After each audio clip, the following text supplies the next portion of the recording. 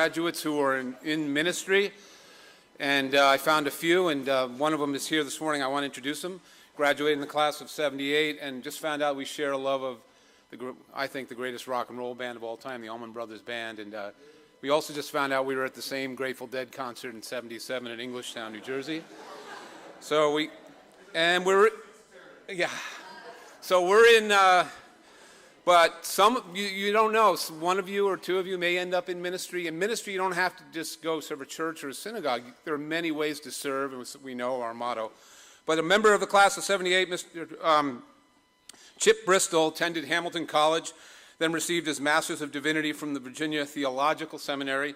He served as chaplain for Trinity Episcopal School in New Orleans, was the first and only American chaplain at what's arguably one of the best prep schools in the world, Eton College in England, then returned to be the chaplain at Holderness School in New Hampshire, and then the headmaster of Canterbury School in North Carolina. Since then, he founded a sanctuary, a spirituality and creativity center, and presently serves as chaplain at Prodigals Community, a long-term rehab community for men with histories of chronic substance abuse. So let us warmly welcome class of '78, Mr. Chip Bristol.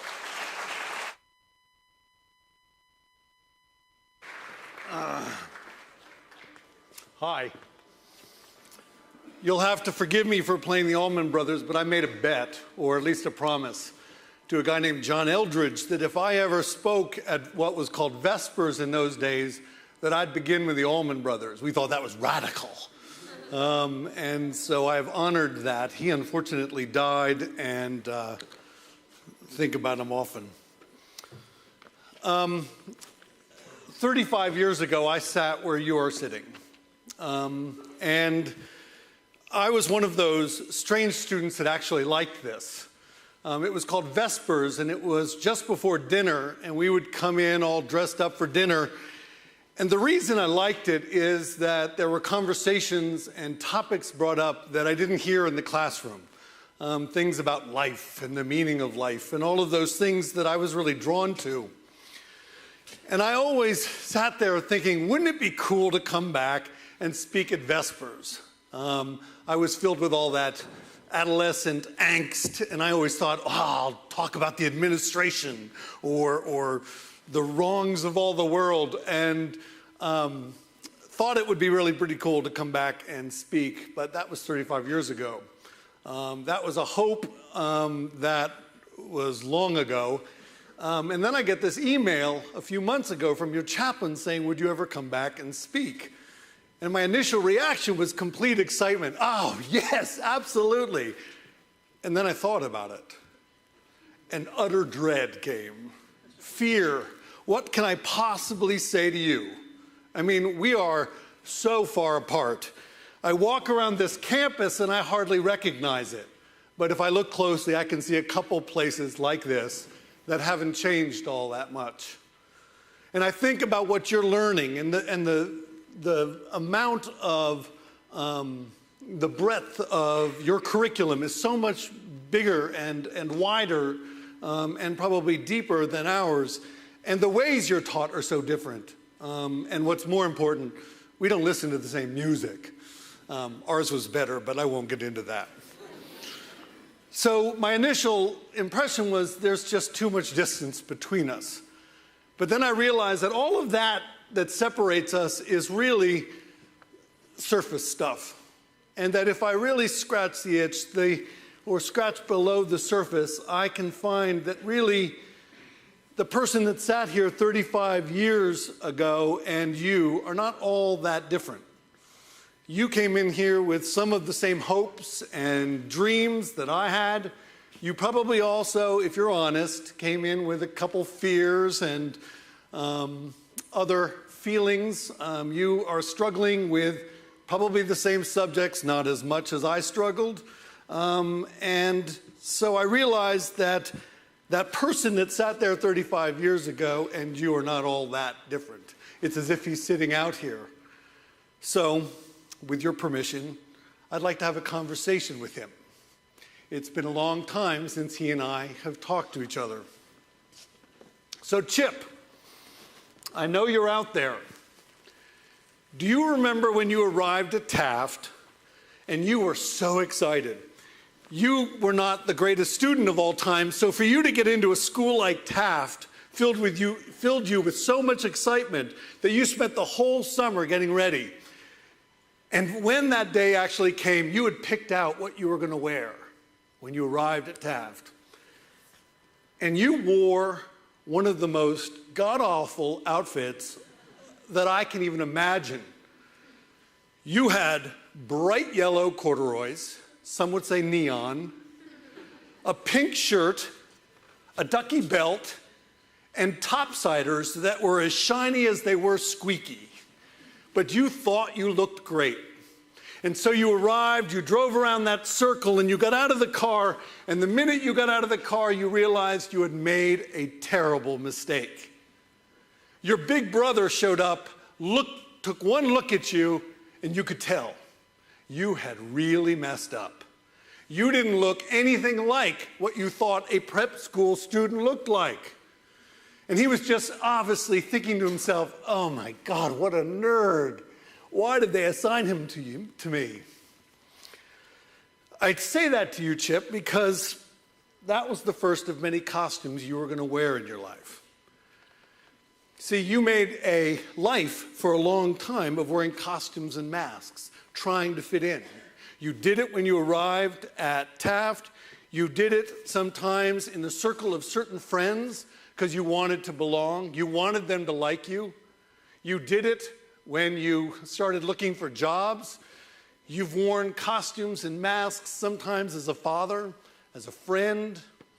And I guess what I want to say to you is that it's time to empty the closet. It's time to take all of those costumes and the masks and take them off. Because every time you wear them, you take one more step further from your true self. And you're going to forget who you really are. But that's easier said than done. Taking off masks is really hard. Not wearing costumes is really difficult. And if it's difficult just to take them off and to not wear them, it's equally difficult for those around you to let you do it. Because they like you in that mask. They like you in that outfit. So I guess what I'm saying to you is that why not live a life with an empty closet and no masks? Chip, I know you're out there. Do you remember the night before graduation when you walked into Bingham Auditorium? Well, it wasn't Bingham Hall then, it was Bingham Auditorium. The doors right there, you walked in and you were very excited. It was the graduation award ceremony. And you walked into this place with a bounce in your step because you were pretty sure you were going to get an award. When you arrived at Taft, you were not the greatest student. You're dyslexic, so you didn't think you were intelligent. So you knew that you couldn't make a name for yourself probably in the classroom. And even though you liked sports, there were so many people better than you, it wasn't going to be there either. So what you did was you devoted yourself to extracurriculars. And by the time you walked into that door, you were the head of the Oriocos, head of the Glee Club, head of the Mask and Dagger Society, head of the Arts Council, and a monitor. You might have overcompensated, but you were determined. You were determined to make a mark on this place, and as you walked into that door for that ceremony, you were excited to be recognized and to get an award which would validate all of that effort. So we sat there. I was a B, so I was sitting right where you are, and the names of all the smart people went first. Then they went with all the jocks and then the artsy people. And as you will see, all of the awards are now out on the wall. And I have to tell you, and you know where this is going, and the award winning goes to not Chip. Every single award went to somebody else, all of whom deserved it. But my hopes and my expectation was I would get an award. And I didn't, and it hurt. I didn't really know, with our parents here and all, what I was going to say. So when you left this and met your parents out in the lobby, You didn't have to say a word because it was all over your face. You were hurt and you were embarrassed because you had not been recognized, you had not won an award. What you didn't know then was that 1 year from that day, your father would die. And it would be about 3 months after his death that you would pick up a Taft yearbook and realize that in the yearbook, your father had written something. And for you all to understand the significance of this, you need to know that junior year, we did a Gilbert and Sullivan play called HMS Pinafore. And my father was a Gilbert and Sullivan freak. And I got into the play. In fact, I got his role. And this is what he wrote in my yearbook. To see you as Sir Joseph Porter was one of the high moments of my life and meant more to me than he will ever know. A superior award. Love, Dad. I get why you want an award, Chip. I get why you wanted recognition. But what I have to tell you is that awards are really overrated. Their joy and euphoria don't last. There'll be others that come your way, but they're very short-lived, and sometimes when you're so fixed on getting the award, you miss the superior award. Because the superior awards are sitting beside you right now, the conversations that you have with true friends, at the dining room table with children who truly know you, those are the superior awards. If only you could have learned that when you were sitting here. Chip, I know you're out there. I have one more thing I want to say to you. You're an alcoholic. I know that my saying that is going to make you roll your eyes and throw up your hands in defense, but it's true. And I have something I want to say to you that's important, and I've also got some good news as well. What's important for me to tell you is that it has nothing to do with alcohol or drugs or relationships or possessions. All of those are leaves on a tree, and those are the leaves that are going to tell you that there are some problems.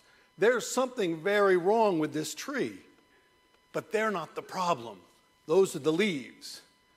You need to go to the root system, and in that root system, you're going to find out this important truth. You have a hole in your soul through which the wind blows. You have a hole in your soul through which the wind blows. I would argue that perhaps everybody sitting around you has a hole in their soul through which the wind blows, only you have an inordinate discomfort when the winds blow. When the winds blow, and they will blow. They blow here when you fail a test, when someone makes fun of you, when you get in trouble. You know what the winds look like, when your parents aren't pleased. And when those winds blow into that hole, it's sort of like holding a Coke bottle, and you blow and it makes that sound. And I don't know what yours sounds like, but Chip, yours seems to echo, "You're not good enough. You should be ashamed. How could you?" And that's a terrible feeling, that less than feeling. And it's enough to make you want to fill that hole with anything and everything, whether it's a person, a relationship, a substance, a possession. Just fill the hole, stop the noise. What I'm hoping to say to you now is don't. Don't fill it with that. And the good news that I have is that all that stuff that you think makes you not good enough is what makes you completely good enough. I know that sounds strange when you're in this bastion of greatness where you're supposed to go conquer the world. Sometimes what we do is we use that as an opportunity to paint over the various cracks of our lives and have to be this glistening person. Ugh. The world doesn't need any more glistening people, Chip. It needs you in all of your realness, all your cracks. And think about a vase that's got cracks, because the cracks are what get the light inside the vase. It's the cracks They'd allow the water to get into the soil. It's true for you too. If you'll just trust in your true self, in all of your strengths and all your weaknesses, and be the person you really are, and give it voice, then all of a sudden you're going to realize that you're going to surround yourselves by people willing to do the same. And that is a real community. That's a real school. Those are real people. When you get older, you're going to go to cocktail parties and have dinner conversations. And a lot of times they'll ask hypothetical questions. And one of the ones that always gets asked is if you could ever go back in time and start over, when would you go back? And for me, the answer is always the same. It's September 3rd, 1974. That was the day I arrived, dressed in all my glory, and began this thing called Taft School. I'd give anything to go back and do this again, knowing what I know now. But I can't go back. But you can. You're here.